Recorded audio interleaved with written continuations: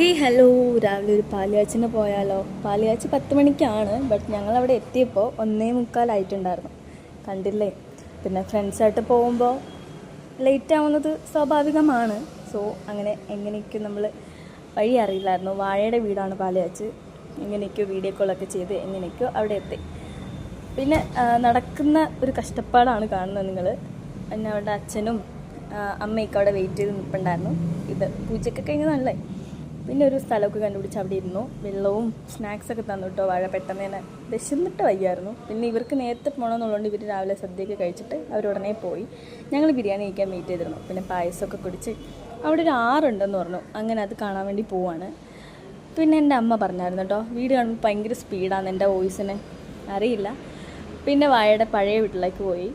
അവിടെ പിന്നെ സുബ്രു ഉണ്ടായിരുന്നു, അവനെ കാണാനാണ് പോയത്. എനിക്ക് ഭയങ്കര ഇഷ്ടമാണ്, പക്ഷേ ചേച്ചിക്ക് നല്ല പേടിയായിരുന്നു. ഞാൻ ഇങ്ങോട്ട് ഹോട്ടലിലാണ് വന്നെങ്കിലും തിരിച്ച് ഞങ്ങൾ ബസ്സിൽ പോകാമെന്ന് വിചാരിച്ചു. അങ്ങനെ കാടൊക്കെ കടന്ന് ഇങ്ങനെയൊക്കെ ബസ് സ്റ്റോപ്പ് എത്തി. പിന്നെ ബസ് കിട്ടി. പിന്നെ ഞങ്ങൾക്ക് വീണ്ടും വെഞ്ഞാറമൂട് സ്റ്റാൻഡിൽ ഇറങ്ങി അവിടെ നിന്നാണ് എൻ്റെ വീട്ടിലേക്കുള്ള ബസ്സിലേക്ക് കയറേണ്ടത്. സോ അങ്ങനെ ബസ്സൊക്കെ കയറി എത്തിയിട്ടുണ്ടായിരുന്നു. പിന്നെ വീട്ടിലെ ഹോട്ടലിലാണ് പോയത്. Thank you for watching. Please